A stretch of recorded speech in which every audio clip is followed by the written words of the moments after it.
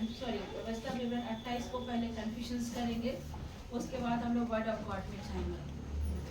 कोई मेरे लिए खोल के रखेंगे यशाया 40 का 31 और मैथ्यू चैप्टर यानी मत्ती रचित सुसमाचार 9 का 20 अध्याय से 23 तक। यशाया 40 का 31। हम लोग अपना दाहिना हाथ उठाएंगे और पीछे पीछे दोहराएंगे। मैं हिंदी में बोलूंगी, सिल्वी इंग्लिश में बोलेंगे।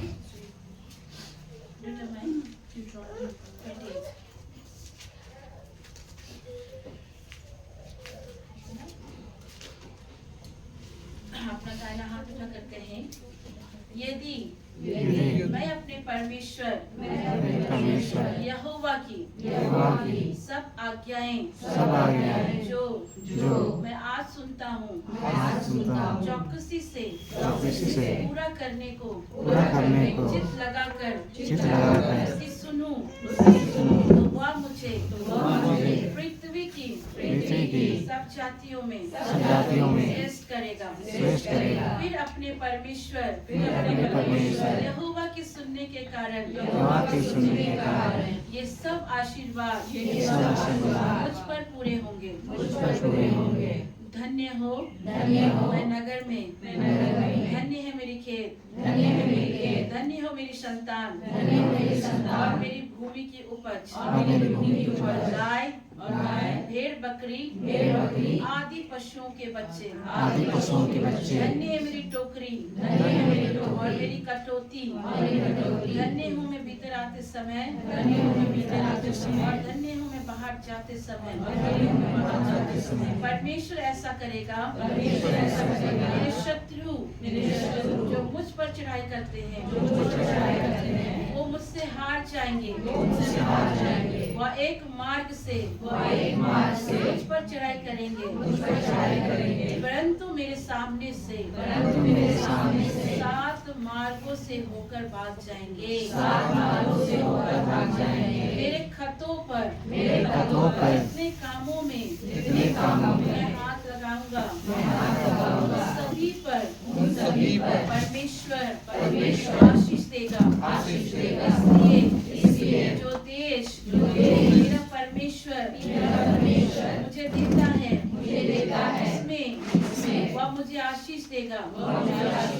यदि मैं अपने परमेश्वर यहोवा की आज्ञाओं को मानते हुए उसके मार्ग पर चलूं तो वह अपनी शपथ के अनुसार मुझे अपनी पवित्र प्रजा करके स्थिर रखेगा और पृथ्वी के देश सब लोग यह देखकर मैं परमेश्वर यहोवा का कहलाता हूँ, वो मुझसे डर जाएंगे। और इस देश के विषय में परमेश्वर ने मेरे पूर्वजों से शपथ खाकर मुझे देने को कहा था, उसमें वह मेरी संतान को और भूमि की उपज को और पशुओं की बढ़ती को मेरी भलाई करेगा। परमेश्वर यहोवा मेरे लिए अपने आकाश रूपी उत्तम भंडार को खोलकर मेरी भूमि पर समय पर मैं बरसाएगा। सारे कामों पर वह मुझे आशीष देगा। मैं बहुत तेरी जातियों को उधार दूंगा, परंतु मुझे किसी से उधार लेना ना पड़ेगा। परमेश्वर मुझको कुछ नहीं से ठहराएगा और मुझे नीचे नहीं ऊपर की ओर ले जाएगा।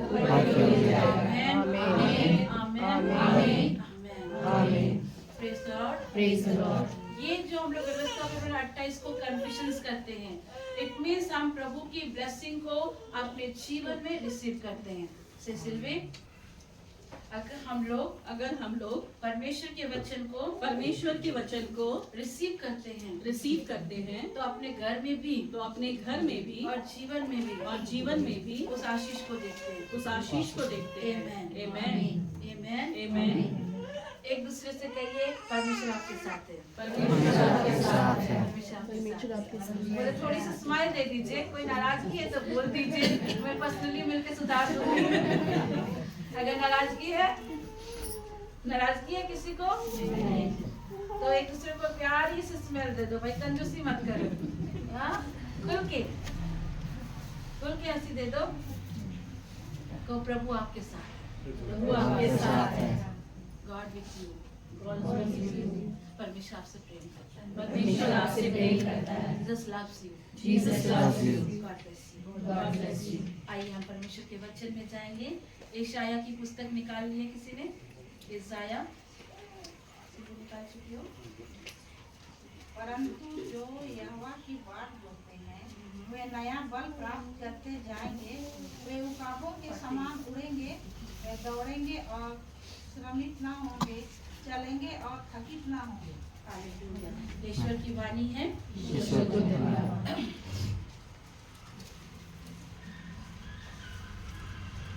बोलिए परमेश्वर की बाट जोते रहें। परमेश्वर की बाट जोते रहें। 40 का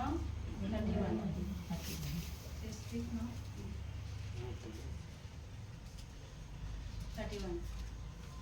But those, Isaiah chapter 40, verse 31. But those who hope in the Lord will renew their strength. They will soar high. They will soar on wings like eagles. They will run and not grow weary. They will walk and not be faint. Amen. Amen. परमेश्वर का वचन क्या कह रहा है यहाँ पर?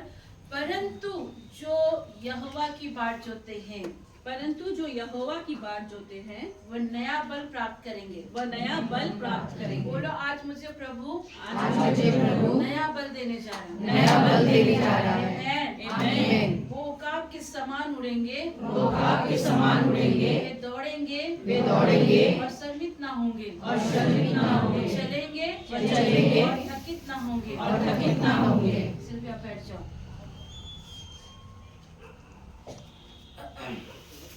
यहाँ आज परमेश्वर हमें कुछ बता रहा है।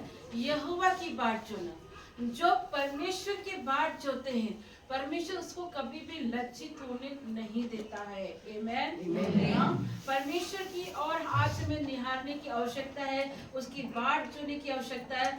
परमेश्वर से जब आप परमेश्वर की ओर फोकस करते हैं, परमेश्वर की बाट जोते हैं, उसको निहारते हैं, तो परमेश्वर आपके सिचुएशंस पर काम करता है, आपके हालात पर काम करता है। और परमेश्वर जिस जगह से आप विक्ट्री नहीं पा रहे, जिस जगह से आप निकल नहीं पा रहे, उस जगह पर परमेश्वर क्या करता है? आपको विक्ट्री दे देता है। हालेलुया। यीशु की स्तुति हो। यीशु को धन्यवाद। मेरे प्रियो, अगर हम थोड़ा से पीछे की ओर देखते हैं, एक बड़ी महामारी हमारे इस देश को क्या कर ली थी? घेर ली थी। कोरोना जैसी महामारी जब आई थी, उस महामारी में सब अपने अपने घर में क्या हो गए थे? बंद हो गए थे। ऐसा लग रहा था कि परमेश्वर का दिन एकदम करीब आ चुका, सब कुछ एंड होने पर है। जिधर नजर जाता तो उधर खाली डेड बॉडी। कहीं भी आपको ये सुनने नहीं मिल रहा था कि डेड बॉडी नहीं है। हर जगह हम डेड बॉडीज को देख रहे थे, राइट? कई एक जगह तो हम लोग अपने प्रियजन, अपने प्रिय को खो रहे थे, उसको छू भी नहीं सक रहे थे। ऐसा कंडीशन था। मैं सोशल मीडिया पर, न्यूज में, टीवी पर देख रही थी, एक साथ कई सारे बॉडियों को क्या कर रहे थे लोग? क्या कर रहे थे? मिट्टी खोद के वहां डाल दे रहे थे। कईयों की तो बॉडी को जला भी दिया जाता। कई लोग के तो ऐसे भी कंडीशन थे कि वो अपने लोगों को घर के बाहर ही फेंक दे रहे थे। इतनी बुरी कंडीशन आ रही थी। लेकिन खुदा का शुक्र है, जो परमेश्वर के बाट जोते हैं, जो परमेश्वर के साथ चलते हैं, परमेश्वर उनको हर विपत्ति, हर एक कठिन परिस्थिति से परमेश्वर क्या करता है? निकाल लाता है। हालेलुया।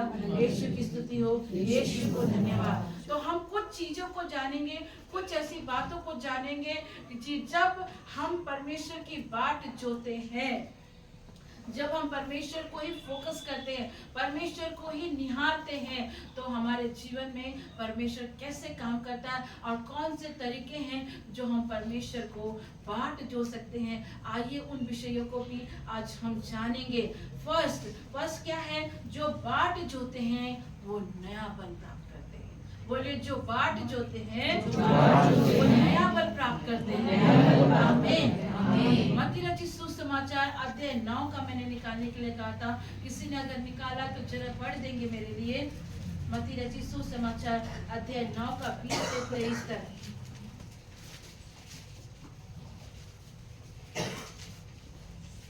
और देखो, एक स्त्री ने जिसको 12 वर्ष से लहू बहने का रोग था, पीछे से आकर उसके वस्त्र के आंचल को छू लिया, क्योंकि वह अपने मन में कहती थी, यदि मैं उसके वस्त्र ही को छू लूंगी तो चंगी हो जाऊंगी।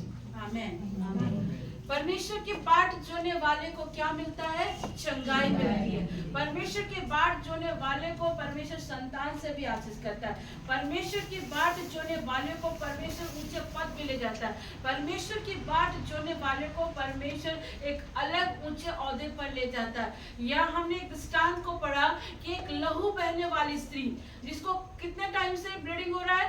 12 साल से। और हम स्त्रियां जानती हैं कि जब हमारा पीरियड का टाइम आता है तो हमारा शरीर वीक पड़ता है, हम कमजोर हो जाते हैं, चिड़चिड़े हो जाते हैं, क्योंकि हमारे शरीर से कुछ जा रहा है, कुछ ऐसी चीजें जा रही है जो हमारे शरीर को वीक कर रही है। लेकिन इस लेडी को कितने टाइम से? 12 साल से। आप समझ सकते हैं 12 साल कोई कम साल नहीं है। आज हम 2 साल या 2 दिन वेट नहीं करते। अगर हमारे शरीर में कुछ इश्यू हो जाए, कुछ प्रॉब्लम हो जाए, तो हम 2 मिनट भी हम उसको क्या करते हैं? इंतजार नहीं करते। मान लीजिए सर का दर्द ही आ जाता है, हम परेशान हो जाते हैं, हम पूरे घर को उठा लेते हैं, अपने पति को, अपने बच्चों को, इवन अपने पेरेंट्स को भी हम तंग कर बैठते हैं कि मेरे सर में दर्द हो रहा है, मुझे यहाँ दर्द हो रहा है, ये दर्द हो रहा है, बहुत सारी चीजें हम सर पर उठा लेते हैं। लेकिन खुदा का शुक्र है कि ये स्त्री, मैंने क्या किया, जो यहोवा की बाट जोते हैं वो नया बल प्राप्त करें। आमीन, हालेलुया। ये स्त्री ने कहीं ना कहीं इस परमेश्वर की बातों को सुना था, क्रिस्ट के बारे सुना था कि जीसस क्राइस्ट कहीं भी जाते हैं वहाँ ऑटोमेटिक हीलिंग आ जाती है। ये स्त्री का पेशेंस को देखो। इस स्त्री ने किसकी बाट जोई? परमेश्वर की बाट जोई। उसने किसी मनुष्य की बाट नहीं जोई। वो किसी डॉक्टर के पास जितना भी खर्चा करना था, जितना भी वैद्यों के पास जाना, अपना सब कुछ उसने लुटा दिया, सब कुछ लुटा दिया। कई बार बीमारी का कारण हमारा पाप भी होता है। कई बार बीमारी का कारण, अगर यूं कहूं तो परमेश्वर की महिमा के लिए भी होता है, और कई बार बीमारी का कारण हमारे खुद के रीजंस होते हैं। महिमा को भी परमेश्वर कई बार प्रकट करता है इन बीमारियों के थ्रू से भी, कि आप जान पाओ आपका परमेश्वर कितना अच्छा और भला है। हालेलुया। इस लेडीज को मालूम चला कि प्रभु यीशु मसीह जहां भी जाते हैं वह चंगाई आती है। दृष्टांत बताता, ये स्त्री ने कब से वेट कर रही? 12 साल हो गए इसको ब्लीडिंग होकर के। 12 साल से इसको ब्लीडिंग हो सकता है आप में से कुछ लोग बोलते होंगे, सिस्टर जी हमारे शादी को तो 12 साल हो गए, 13 साल हो गए, 14 साल हो गए, 15 साल हो गए, हमें अभी तक बच्चे नहीं है। आपको बाट जोने की आवश्यकता है। परमेश्वर अपने समय पे आपको बच्चा देगा। आपके हड़बड़ाने से, आपके जल्दबाजी करने से कुछ नहीं होगा। हन्ना से सीखो, रेबेका से सीखो, सारा से सीखो, इलिशिबा से सीखिए। इलिशिबा ने भी बाट जोया, हन्ना ने भी बाट जोया।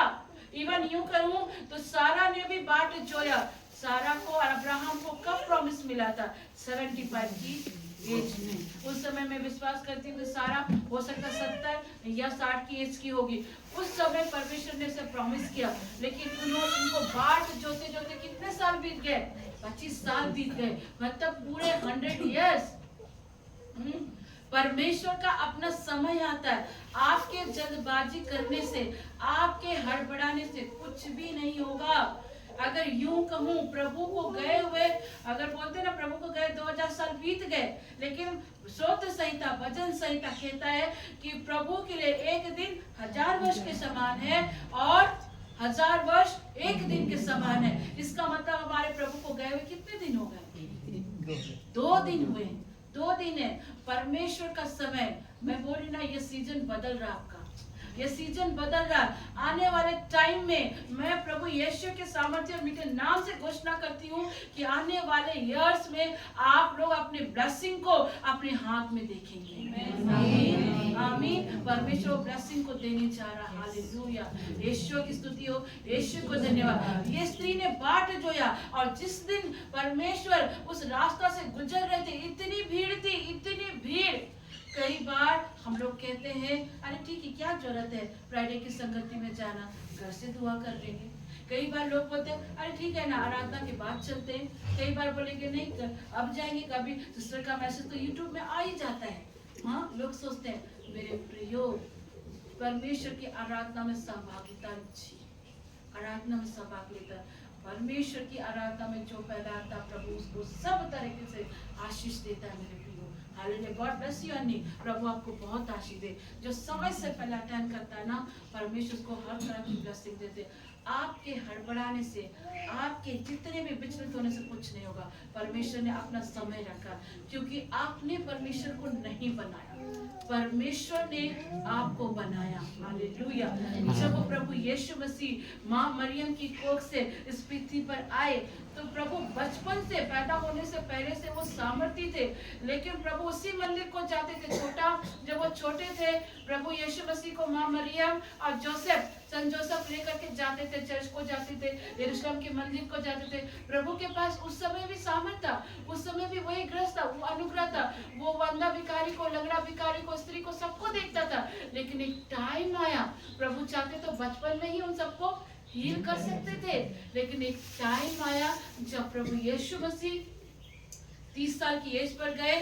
उन्होंने भी इंतजार किया, प्रभु की आज्ञा का इंतजार किया, पिता की आज्ञा का इंतजार किया। उन्होंने भी बाट जोया। प्रभु यीशु मसीह के पास तो वो पैदा नहीं हुए थे, तब से उनके पास इतना पावर था, इतना सामर्थ्य था। लेकिन प्रभु ने इसे कब इस्तेमाल किया? जब पिता ने कहा, प्रभु की उसने बाट जोई, नया बल को पाया। परमेश्वर ने जब 30 साल की उम्र में वो आए, और परमेश्वर 30 साल की उम्र में आके जब बैप्टिज्म लिए, आपको पता है जब प्रभु क्रिस्ट बैप्टिज्म ले रहे थे ना, तब भी किसी को नहीं पता चल रहा था कि वो परमेश्वर का पुत्र है। मात्र यूहन्ना ही था जिसको प्रभु ने रिवील किया था, और उसने क्या कहा, देखो वो मेमना आता है जो जगत के पाप को उठा ले जाता है। हालेलुया। यीशु की स्तुति हो, यीशु को धन्यवाद। जब वो प्रभु 30 साल के हुए, उन्होंने अपनी सेवकाई चालू की, और इस सेवकाई के दौरान वो क्या उन जन्म से अंधे बर्तमान को ना देखा होगा, उस लहू बने वाली स्त्री को ना देखा होगा, सबको प्रभु ने देखा था। पर एक टाइम आया और परमेश्वर ने उसको क्या किया, चंगा किया। और जब ये स्त्री ने ठाना कि मैं प्रभु के वस्त्र को छूऊंगी और चंगी हो जाऊंगी, परमेश्वर के कपड़े को उसने छुआ और उसने अपनी चंगाई को प्राप्त किया। लिखा है ना, जो प्रभु की बात जोते हैं वो नया बल प्राप्त करता है। और इस स्त्री के अंदर क्या आया, नया बल आया, उसने नया स्ट्रेंथ को पाया। क्योंकि ये ना केवल बाट जो रही थी, आप सोचो उसको इतनी ब्लीडिंग हो रही है, इतना पैसा खर्च कर दिया, परिवार ने छोड़ दिया, समाज ने छोड़ दिया। आज हमारा परिवार हमें छोड़ दे तो हम रोते बिलखते यहाँ जाएंगे वहां जाएंगे, अपना दुखड़ा सुनाएंगे। मैं किसी का नाम नहीं ले रही, लेकिन एक ऐसी आंटी थी हमारे पास आई थी, उनकी फैमिली ने हमारे साथ कुछ अच्छा नहीं किया, लेकिन जब हमारे पास आई तो हमने उनके लिए दुआएं करी, और हमारे ही एस्तर की दीदी ने उसको अपने घर पे रखा, उनको घर पे रखा। जब उन्होंने मुझे फोन किया, दीदी हमारे घर पर है, मैंने उनसे कहा, मेरे एक दिन में मुझे भी आया था कि उनसे मैंने कहा कि सिस्टर उसको हटाओ वहां से, क्योंकि जितना उन लोगों को मदद करोगे बाद में वो हमारे पीठ पीछे चोरी भुग सकते हैं। लेकिन प्रभु ने मुझे कहा, जब वो मदद के लिए आया तो दुआ करो। हमने दुआएं करी, हमारी इस सिस्टर की दी बहन ने उसको अपने घर में रखा, उसे खाना खिलाया, सब कुछ दिया, सब कुछ किया, इवन उसको बाजित वहां तक भेज दिया जहाँ जाना चाहिए था। परमेश्वर क्या कहता है, अपने शत्रुओं को भी क्षमा करो, उससे प्रेम करो। जिसने ये किया है, मैं उनका नाम नहीं ले रही हूँ, लेकिन मैं ये आपको जरूर कह रही हूँ दीदी कि आपके जीवन में उसका प्रतिफल बड़ा आने वाला है। आमेन, हालेलुया। परमेश्वर कई बार आपके अगेंस्ट वाले को भी इस्तेमाल करता है प्रभु में आगे बढ़ने के लिए।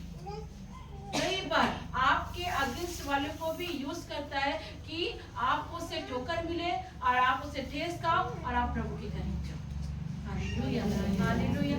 दाऊद को ही देखो, शाऊल उसका ससुर था, लेकिन हर बार शाऊल उसको मारने के लिए दौड़ता था। हाँ, परमेश्वर हर किसी के अगेंस्ट में इसलिए रखता है कभी कभी, ताकि आपके अंदर की आत्मा की आग तेज रहे। आमीन। आप टूटो और टूट के प्रभु के पास जाओ। आमीन, हालेलुया। ये स्त्री के साथ भी कुछ ऐसा ही था, कुछ नहीं, सब कुछ खत्म हो गया, बदन ढीला पड़ चुका होगा, वो गिरते पड़ते कईयों के साथ पैरों का लात भी उसको पड़ा होगा, लेकिन फिर भी उसने बाट जो आज मैं यही बात मैं जो आप सबसे कहूंगी, सिल्वी से लेकर शालिनी से लेकर रोशनी, तुम्हें भी कहती हूँ, श्वेता तुम्हें भी कहती हूँ, अनिमा तुम्हें भी, बाट जोते रहो अपने टाइम में। परमेश्वर वो मिरेकल को, वो आशीष को तुम्हारे कोप पे, तुम्हारे हाथ पर दिखाएगा। आमीन। क्योंकि उसका वायदा है, उसका एक प्रॉमिस है कि जो उसकी बाट जोते हैं परमेश्वर लज्जित होने नहीं देता। कल जब मैं दुआ कर रही थी, प्लीज जिस किसी का फोन है डिस्टर्ब ना करें, बहुत ज्यादा डिस्टर्ब हो रहा है, ये प्रभु की उपस्थिति में है, प्लीज आप इस तरह से ना करें। जिसका भी फोन है कृपया आप बाहर ले जाकर उसे ठीक करें, लेकिन जब आत्मा बहती है कृपया करके हमें डिस्टर्ब ना करें। मैं अपने उस वे से, मैं प्रभु की आत्मा से हट जाती, इसलिए प्लीज डिस्टर्ब ना करें मुझे। Thank you Jesus.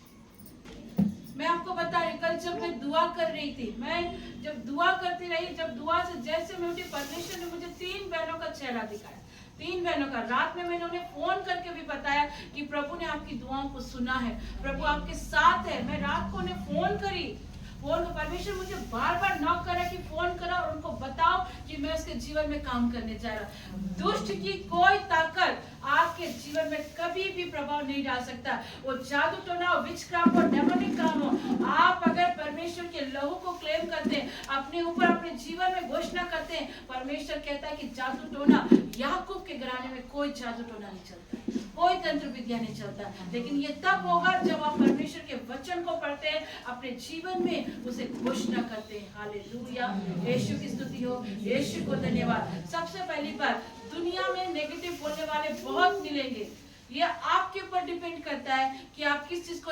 बहुत लोगों की प्रॉब्लम क्या है ना, कि किसी ने नेगेटिव बोल दिया तो हम उस नेगेटिव बात को रिसीव कर लेते हैं। ना जी, आपको रिसीव नहीं करना है। अगर कोई आपको कुछ बोल भी रहा है ना, उसको आप क्या करो, डिनाई करो, कहो मेरा परमेश्वर मुझे देगा, मेरा परमेश्वर अपने टाइम में देगा, मैं आपकी बातों को खारिज करता हूँ। कल पता है आपको, यूट्यूब में आपको बता रही, मैं पास्टर अरुण का भी मैसेज को सुनती हूँ बीच बीच में। आपको पता है उन्हीं का एक कोई आईडी, फेक आईडी बना करके, पास्टर अरुण का कोई फेक आईडी बनाकर मुझे मैसेज किया गया, रिटर्निंग कल दोबारा मैसेज किया कि आप अगर 10,000 का डोनेशन नहीं करेंगे, नंबर कोई बाहर कंट्री का था, आपके ऊपर शैतान, चुड़ैल और नाना प्रकार की कितना कुछ उसने लिखा। मैंने उसको पूरा पढ़ा भी नहीं, और उसने कहा अगर तुम 10,000 जमा नहीं करेगी, 10,000 का दान नहीं करेगी तो तुमको ये प्रॉब्लम होगा। पता है, मैंने उसको सिंपली से आंसर किया। एक बार इसने 2 बार मुझे मैसेज किया, मैंने उसे सिंपल से लिखा, फर्स्ट ऑफ ऑल मैं पास्टर अरुण थॉमस को भी जानती हूँ, परमेश्वर को भी जानती हूँ, आप कौन है ये मैं नहीं जानती हूँ। आपकी कही हुई बातें को मैं प्रभु यीशु के नाम से खारिज करती हूँ, डिनाई करती हूँ। आपने जो मेरे विषय में कहा, प्रभु ने मुझे अथॉरिटी दिया है कि मैं जादू टोना, तंत्र विद्या, हर एक चीज को और उसकी कही हुई हर एक बात को मैं प्रभु क्रिस्त के नाम से खारिज करती हूँ। मैंने उनको रिप्लाई दिया वहां पर। अगर उस जगह उसका मैसेज को सुनकर मैं अगर उस जगह थी, हाय मेरे ऊपर जादू टोना हो जाएगा, अगर मैं दान नहीं करूंगी, अगर मैं ये नहीं करूंगी तो सारी चीजें मेरे घर पर रह जाएगी, मैं उसको सुनकर रिसीव कर सकती थी, लेकिन मैंने उसे रिसीव नहीं किया। वैसे आपको भी रिसीव नहीं करना। अगर कोई बोलता है ना शादी के इतने साल हो गए, इट्स ओके, शादी के इतने साल हो गए, प्रभु अपने टाइम पे देगा। आप मेरे लिए दुआ करें ना, आप मेरे लिए दुआ करें, प्रभु अपने टाइम पे देगा, और जब देगा तब मैं आपको भी इनवाइट करूंगी। हालेलुया, इसका बोलना है, ठीक है, जो आपको बोलते हैं ना उसको बोलिए, जब प्रभु देंगे तो मैं आपको भी इनवाइट करूंगी। हाँ, ये नहीं कि किसी ने बोल दिया सुन के बस आके अपने पति से, अपने सास से लड़ो, वो काम मत करो वो काम। परमेश्वर ने हन्ना को भी समय रखा। मालूम है, मैं रिसेंटली आपको बता रही हूँ क्यों बच्चे होने में विलम्ब हो रहा, आपको पता है? क्योंकि आपके अंदर से कोई मामूली बच्चा नहीं आ रहा। शैतान को मालूम है कि तुम्हारे अंदर से परमेश्वर के बच्चे आ रहे हैं। परमेश्वर के बच्चे आ रहे, इसलिए वो अड़ंगा लगा रहा। जब मूसा पैदा हुआ था तब फेरो राजा ने पूरा जगह पूरा वहां पे खबर दे दिया था कि सब बच्चे को मार दिया जाए, लेकिन हमारा परमेश्वर तो तुमसे भी ज्यादा चालाक है। हमारा परमेश्वर बुद्धिमान परमेश्वर, तुमने सारे इजरायली बच्चों को मारने का प्लान किया, लेकिन हमारा परमेश्वर मूसा को क्या किया, उसी की बेटी की हाथ में दे दिया। मैंने क्या किया, कभी कभी परमेश्वर आपके अगेंस्ट वाले को भी यूज करेगा। और परमेश्वर ने फेरो की बेटी को दे दिया, और फेरो की बेटी ने क्या किया, मूसा को पाला पोसा बड़ा किया और सारी चीजों से उसको ट्रेंड कर दिया। ये हमारा परमेश्वर का काम है, क्योंकि दुष्ट को मालूम था कि अगर ये मूसा बच गया ना तो मेरा राज्य खत्म हो जाएगा। उससे पहले शैतान ने क्या किया, सारे बच्चों को मारना बना दिया। अगर ठीक इसी चीज को देखिए न्यू टेस्टामेंट में भी, कि जब मदर मैरी प्रेग्नेंट थी और प्रभु यीशु मसीह का जन्म होने का समय था, तब राजा हेरोदेस ने क्या किया, शैतान भी बहुत साथी है मेरे प्रियो, क्योंकि शैतान स्वर्ग में रह कर आया। जितने निसंतान है समझना, आज बड़े भेद की बात बता रही हूँ मैं। शैतान भी बड़ा शातिर है, वो स्वर्ग में रह कर आया, उसको भी कुछ कुछ चीजें मालूम है जितना आपको नहीं मालूम है। जब प्रभु यीशु मसीह जन्म लिए तब शैतान ने क्या किया, सारे जितने यरूशलेम में बच्चे पैदा हुए थे सबको उसने मार डाला। और शैतान कितने तरीके से कहा, उन मजूसियों को, 3 मजूसियों को जो प्रभु के सामने सोना लबान और गंधरस पहुंचाने गए थे, कि जब तुम वहां से मिल कर आओ तो मुझे भी बताना। लेकिन हमारा परमेश्वर महान है। बात समझ में आ रहा है शालिनी, बात समझ में आ रहा है रोजलिन, क्यों विलम्ब कर रहा प्रभु, क्यों ऐसे काम करे। जिसके कोख से प्रभु अपने नबी, अपने दास, अपने प्रॉफिट को पैदा करने चाहता है ना, तो उनके जीवन में शैतान अड़ंगा लगाता ही लगाता है। हन्ना के जीवन में भी शैतान ने अड़ंगा लगा। 13-14 साल बीत गए, उसको बच्चा होने नहीं दे रहा था। हाँ, क्योंकि वो जानता था अगर हन्ना के कोख से बच्चा पैदा हो गया तो मेरा राज्य खत्म हो जाएगा। परमेश्वर इसलिए, लेकिन प्रभु तो प्रभु है, अपने बात को हाँ और आमीन में पूरा करना। Hallelujah, hallelujah. मेरी बहनों, आज बड़े तरीके से समझना कि क्यों तुम्हारे जीवन में आने में विलम्ब हो रहा है, क्यों शैतान ये पीसीओ, पीसीएस, सिस्ट, ये सब का प्रॉब्लम दिखा रहा है। ये कुछ नहीं है, मैं सच कह रहा हूँ, ये कुछ नहीं है, कुछ नहीं है। प्रभु के नाम से उन सारे मेडिकल रिपोर्ट को लो और उसे क्या करो, डिस्ट्रॉय करो। मैं आपको बता रही हूँ, वेट, आपको करना क्या है।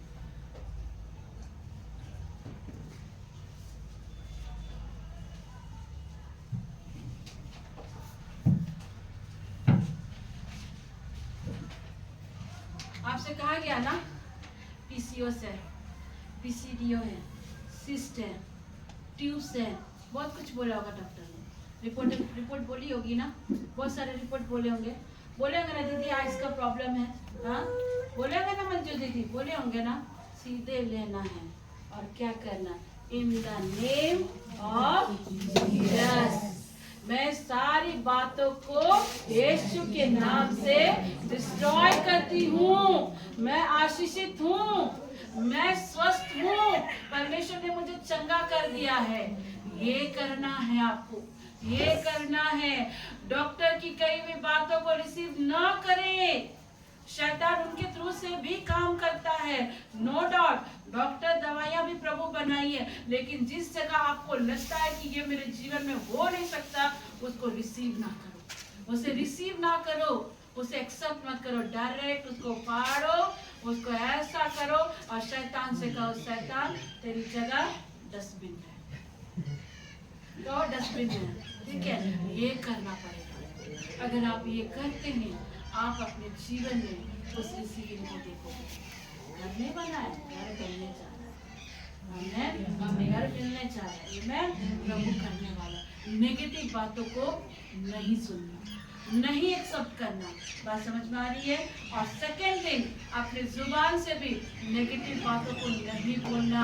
अपने आप को बोलो, मैं प्रभु में स्वस्थ हूँ, मुझे प्रभु घर की आशीष देगा। आप भी हमने व्यवस्था में 28 को कन्फेशंस किया, वहाँ क्या लिखा है, आपके घर, आपके वंशज, आपके बिजनेस, हर एक जगह पर प्रभु आपको ब्लेसिंग देना चाहिए। हालेलुया, यीशु की स्तुति यीशु को धन्यवाद। हमने क्या पढ़ा कि हम बहुत सारी जातियों को उधार देंगे, लेकिन हमें उधार लेना नहीं पड़ेगा। बात समझ में आ रहा है चिंको का कि आने वाले टाइम में, आने वाले समय में, और इस समय से प्रभु कहता है कि तुम्हें और कर्जा में जाने की आवश्यकता नहीं।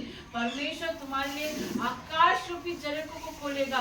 रिट्रीट में हमने बाइबल के अंदर से सुना ना कि हमारा लिए परमेश्वर क्या करता है, आकाश रूपी जरियों को खोल देता है।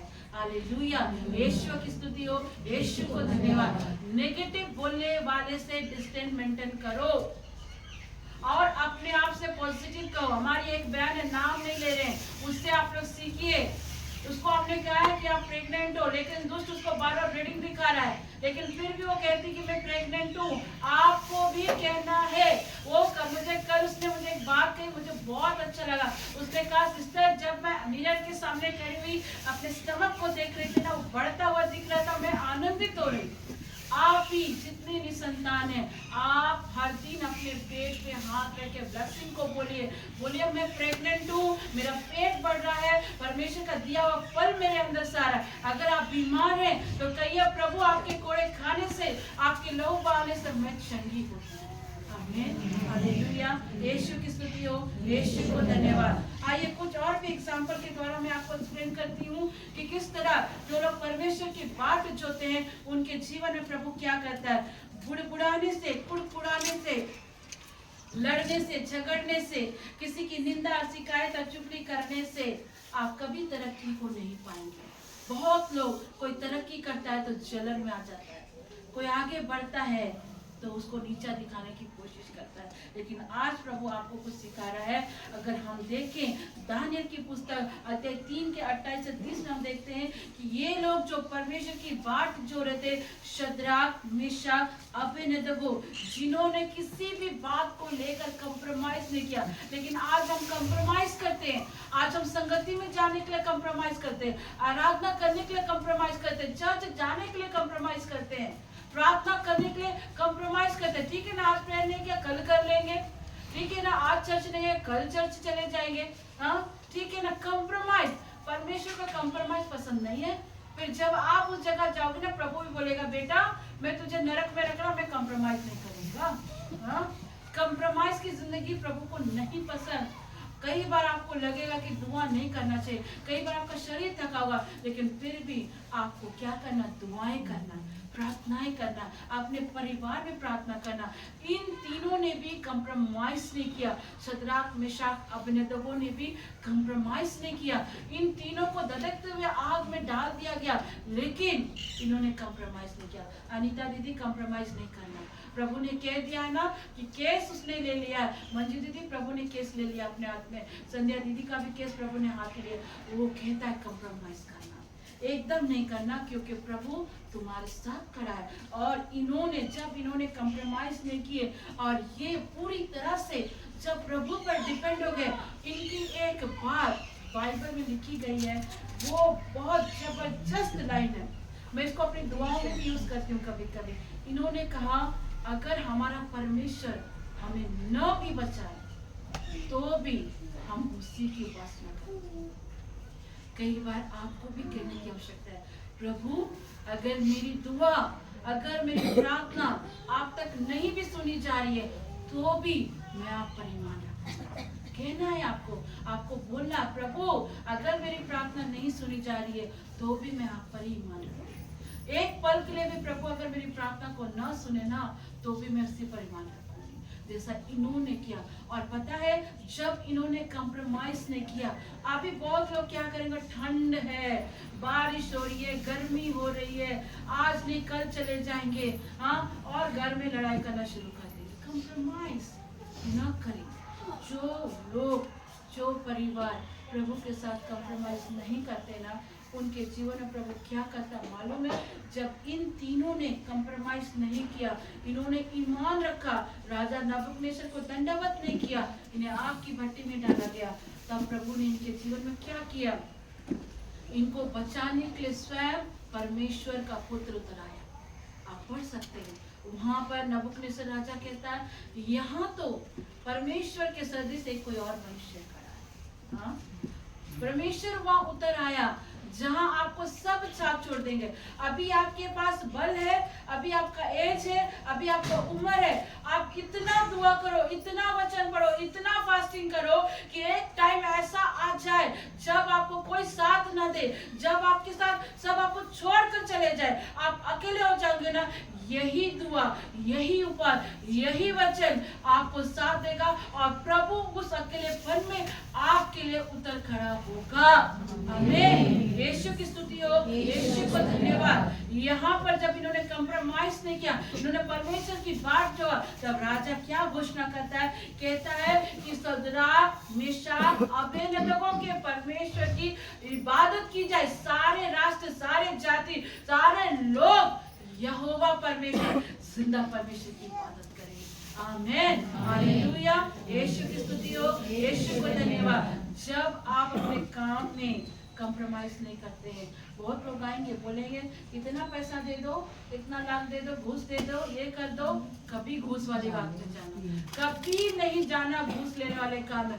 अपने काम में कंप्रोमाइज मत करना, प्रभु को अपने आगे खड़ा करना। और जो लोग ऐसा करते हैं, प्रभु उनके काम में भी बरकत देता है और उसके औहदे को भी ऊंचा करता है। जैसे सदराक मेशक अबेदनगो के पोस्ट को प्रभु ने ऊंचा किया। हालेलुया, यीशु की स्तुति हो, यीशु को धन्यवाद। आगे हम लोग देखते हैं, जब हम उसकी बाट जोते हैं तो क्या लिखता है, तीसरा पॉइंट में क्या लिखता है, उकाब की नाई उड़ेंगे, दौड़ेंगे, श्रमित ना होंगे। हाँ, लिखा है ना, श्रमित ना होंगे, चलेंगे और वो थकित ना होंगे। Hallelujah, praise the Lord. जब परमेश्वर के साथ आप चलते हैं ना, आपको परमेश्वर थकने नहीं देगा, आपको श्रमित होने नहीं देगा, आपके अंदर स्ट्रेंथ देगा, नया बल देगा। कई बार मैं इतने जगह सेवा करके आती ना, मेरा बॉडी मुझे कभी कभी साथ नहीं देता और ठीक उसी टाइम कई लोग प्रेयर के लिए जाते हैं, काउंसलिंग के लिए जाते हैं, अपनी तकलीफ, दिल करता है कि सबको निकाल दूं, सबसे कह दूं कि आज मेरा शरीर साथ नहीं दे रहा, लेकिन उस जगह मैं इस शरीर की बातों को डिनाई करती हूँ, आत्मा की बात को सुनती हूँ, क्योंकि मुझे पता है अगर कोई मेरे पास आया है तो एक बड़े विश्वास, एक उम्मीद के साथ आया, ताकि वो प्रभु की वचन, प्रभु की वाणी को सुनकर अपने जीवन में एक नए बल को पाए, वो थकित ना हो, वो श्रमित ना हो। हालेलुया, यीशु की स्तुति हो। अगर हम देखते हैं पहला शामुएल की पत्री अध्याय 30 के 17 से 9 में लिखता है, दाऊद अपने जीवन में सबसे बड़ी हार में जीत गया। वहाँ हम अगर देखते हैं कि दाऊद अपने सबसे बड़ी हार में ही उसने जीत को हासिल की। कैसे कि उसको पता है, दाऊद के अपने लोग से मारना चाहते थे, क्योंकि दाऊद उस समय युद्ध लड़के अपने पूरे लोगों के साथ युद्ध लड़के आया। जस्ट अभी आप कोई मेहनत करके आ रहे हैं, दौड़ के आ रहे हैं, और दौड़ के आके तुरंत आपको कोई दौड़ने बोल दे 20 किलोमीटर 10, आपको क्या लगेगा? गुस्सा आएगा। आप बोलोगे मेरा शरीर का ख्याल नहीं है, आप मारोगे, आप गुस्सा करोगे। आप इतना काम किए रहते हैं और अचानक से पति ने, मान लो अभी हमारा चिंकू अक्का, ठीक है एग्जाम्पल के तौर पर, चिंकू अक्का बहुत मेहनत कर ली, पूरे घर में सारा साफ सफाई, खाना वाना सब उसने पका लिया और सबको खिला दिया, अच्छा से पार्टी दे दिया। आने वाले टाइम में चिंकू का पक्का पार्टी देंगे, उनके बेटे को अच्छा नौकरी मिलने जा रहा है। और अक्का ने पूरा ब्लेसिंग भर के पूरा खिला उला दिया। और ठीक थोड़ी देर बाद जैसे सारे गेस्ट चले गए और ठीक 10 मिनट बाद हमारे थॉमस अन्ना बोलते, चिंकू और 20-25 दिन बाद अक्का तो फायर हो जाएंगी, नो डाउट पक्का फायर हो जाएंगी, क्योंकि अभी जस्ट उन्होंने 150 लोगों को खिलाया और खत्म होने के बाद उनको रेस्ट करने भी नहीं मिला और 25 लोग को इनवाइट कर दिया। लगेगा कि नहीं गुस्सा? हाँ? लगेगा कि नहीं? रविनाथ का लगेगा कि नहीं? बताओ जल्दी। हाँ लगेगा। आप सोचो, सेम सिचुएशन दाऊद के साथ था। वो लड़ के आया अपने लोगों के साथ और ऐसी विडंबना देखिए, वो जस्ट युद्ध करके आया और उन्हें एक दूसरे युद्ध में जाना था, क्योंकि फलस्तीन सेना ने क्या की थी, अरामी सेना ने उनके पूरे फैमिली को, उनके लोगों को, क्या स्त्री क्या बूढ़े सबको लेकर चले गए।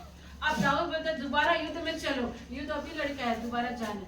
उसके लोग उस पर गुस्सा होने लगा, मारने के लिए दौड़ाए, क्योंकि वो थके हुए थे, शरीर से थके हुए थे, युद्ध करके आए थे। थका हुआ शरीर साथ नहीं देता है, लेकिन दाऊद ने क्या किया, उस थके हुए शरीर पर भी वो प्रभु की उपस्थिति में किया, आराधना किया, प्रभु को दुहाई दी, प्रार्थना करी उसने। आपको पता है जब वो थका हुआ था ना, उसी समय उसने भजन संहिता 34 को लिखा वहां पर, हाँ? और वो लिखता है, प्रभु उसको अगुवाई करता है और फिर वो परमेश्वर से नया बल को पाता है और फिर तुरंत युद्ध लड़ने के लिए चला जाता है। जो परमेश्वर की बाट जोते हैं वो न थकते हैं न श्रमित होते हैं। आपको भी कई बार लगेगा कि आज प्रार्थना नहीं करते, आज फास्टिंग नहीं करते, आज ये नहीं करते, वो नहीं करते, वो चीज को लगेगा, लेकिन अपने शरीर की थकावट को एक साइड रखो। इसीलिए कहते हैं कि फास्टिंग की नीड है। फास्टिंग हमारे बॉन्डेजों को तोड़ता है। मालूम है, मैं भी अभी फास्टिंग शुरू की और इस फास्टिंग में मैं विक्ट्री को पा रही। मैं आपको खुद बता रही, फोन का थोड़ा सा मुझे एडिक्ट लग गया था और इसको मैं इतना दुआ करी थी, नहीं छूट रहा था, लेकिन जब से मैं फास्टिंग पर गई हूँ ना, ऑटोमेटिक मेरे को इतना समय ही नहीं हो पा रहा कि मैं फोन को भी देख पाऊँ। जितना फोन आता प्रेयर के लिए उसको रिसीव करती, इसके अलावा मुझे समय नहीं मिल पा रहा, क्योंकि मैंने दुआएं करी, प्रार्थनाएं करी। ये फास्टिंग करने के दौरान जो बहुत ज्यादा भूख लगता था ना, वो खत्म हो गया, वो समाप्त हो गया। अब मेरे सामने आज की बात बता रही, मैं एक जगह प्रेयर के लिए गई थी सुबह किताड़ी हम लोग गए थे एक सिस्टर के वहाँ, जिन्होंने हमारे रिट्रीट में हेल्प किया था। वो हर साल के रिट्रीट में वो परिवार आता नहीं, कभी सामने नहीं आता, गुप्त रीति से वो मदद करते हैं। तो उनके फैमिली में प्रभु ने मुझे जाने की अगुवाई करी। मैं सुबह उनके घर पर गई।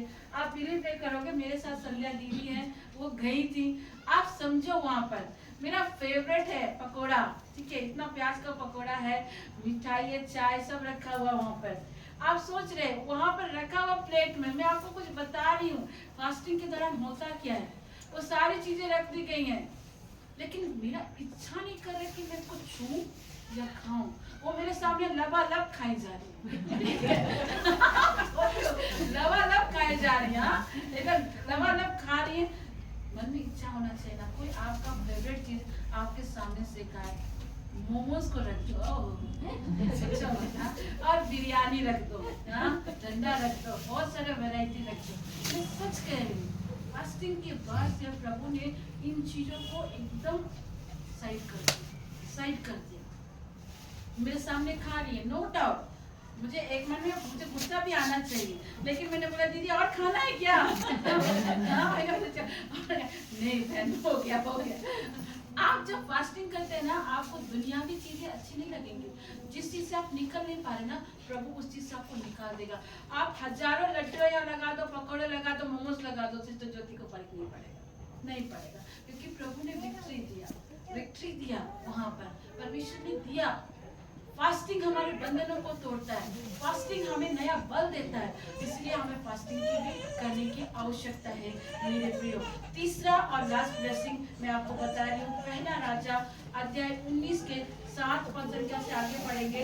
इसमें लिखता है कि परमेश्वर ने, जब हम परमेश्वर की बाट जोते हैं, हमें परमेश्वर किस तरह से बल देता है। एलिया नबी बहुत थक चुका था, वो टूट गया था, एक पेड़ के नीचे बैठा हुआ, एकदम पूरा एकदम होपलेस, थका मंदा बैठा हुआ, वो थका हुआ था। और आपको पता है, उसी जगह परमेश्वर उसे एक आज्ञा देता है कि तुझे एक लंबी यात्रा करना पड़ेगा, हेरोब के लिए जाना पड़ेगा। और उस समय वो एलिया ने कुछ भी नहीं खाया था। परमेश्वर के दूत आकर उसे रोटी देते हैं और कहते हैं, एलिया इसे खा और पी, क्योंकि तुझे एक लंबी यात्रा करना है। परमेश्वर आपकी कमी घटी को भी भरना चाहता है। परमेश्वर आप जिस कंडीशन से गुजरे, जिस कर्जा से गुजरे, उसको भी भरना चाहता है। जब आप प्रभु का पीछा करेंगे, जब अपना फर्स्ट प्योरिटी प्रभु को देंगे, परमेश्वर आपको नया फल देगा। आपको पता है, एलिया ने रोटी खाई, हेरोब पर्वत तक जाना बहुत लंबा समय कर, आप कभी गूगल सर्च करना, वो एलिया 40 दिन के अंदर अंदर उस यात्रा को समाप्त कर दिया। जो परमेश्वर की बाट जोते हैं, परमेश्वर को नया फल देता है। जो परमेश्वर की बाट जोते हैं, परमेश्वर उसे बच्चे से भी आशीष करता है, घर से भी आशीषित करता है, कर्जे से भी निकालता है, बीमारी से भी छुटकारा देता है। आज मैंने बहुत ही शॉर्ट तरीके से आप लोगों को बताया कि जब आप प्रभु की उपस्थिति में जाते हो, परमेश्वर आपको हर चीज से विक्ट्री देता है। हर एक चीज में परमेश्वर आपको स्ट्रेंथ देता है। कई बार शरीर साथ नहीं देगा। पता, मैं कई बार जब बाहर जाती हूँ प्रेयर के लिए ना, मुझे ऐसा समय नहीं मिलता, कान पर मैं हेडफोन लगा के बाइबल को सुनती हूँ। या सॉन्ग्स को सुनती हूँ, परमेश्वर स्ट्रेंथ देता है, बल देता है। आप परमेश्वर के साथ समय बिताएं, परमेश्वर आपको बल देगा। और जो ब्लेसिंग अभी तक आपने नहीं देखी, मैं फिर से रिपीट कर रही हूँ, आने वाले साल में वो ब्लेसिंग को आप अपने हाथ में देखना चाहिए, अपने हाथों में देखना चाहिए। जितने बीमार हैं उनके जीवन में प्रभु चंगाई को देने जा रहा है, निसंतानों को तो देने ही जा रहा है, और जिनकी केसेस चल रहे प्रभु उनको मृत्यु देने जा रहा है। मैं सच कह रही हूँ, प्रभु देने जा रहा है। कल 3 बहनों के लिए प्रभु ने डायरेक्टली मुझसे बात की, मेरे कानों में इनका नाम गूंजा, इनका सारी चीजें दिखाई। एक दीदी अनीता का, एक सिस्टर शालिनी का, एक सिल्वी का, परमेश्वर ने मुझे डायरेक्ट दिखाया। मैंने सिल्वी को नहीं बताया था, लेकिन मैं दीदी अनीता को भी रात में फोन की थी, शालिनी को भी फोन किया था, क्योंकि यहोवा की आत्मा कभी छूट नहीं, परमेश्वर की आत्मा कभी छूट नहीं। परमेश्वर, आपको पता है ये जो रिट्रीट आपने आपने जो रिट्रीट अटेंड किया, जितने भी निसंतान, मैं आपको आज प्रभु यीशु के नाम से कहती हूँ, आने वाले साल में आज सबके कोख भरे नहीं, सबके, ये सिस्टर ज्योति का ही नहीं, ब्रदर उपेंद्र का ही नहीं, परमेश्वर का भी मानता है उनके जीवन में प्रभु देने जा रहा है, क्योंकि वो आकाश और पृथ्वी का रच जाता है। इसलिए हम फिर से इस वाणी को दोहराकर इस संदेश को समाप्त करेंगे, एक साथ कहेंगे, परंतु जो परमेश्वर यहोवा का बाट जोता है वो नया बल प्राप्त करते जाएंगे, नए रुकावों के समान दौड़ूंगा, श्रमित ना होऊंगा, थकित ना होऊंगा। मैं इस ब्लेसिंग को अपने जीवन में यीशु नासरी के नाम से रिसीव करता हूँ, रिसीव करती हूँ। आमेन। मेरा गॉड ब्लेस यू एवरीवन। प्रभु इस वचन के द्वारा आशीष दे। और एक संदेश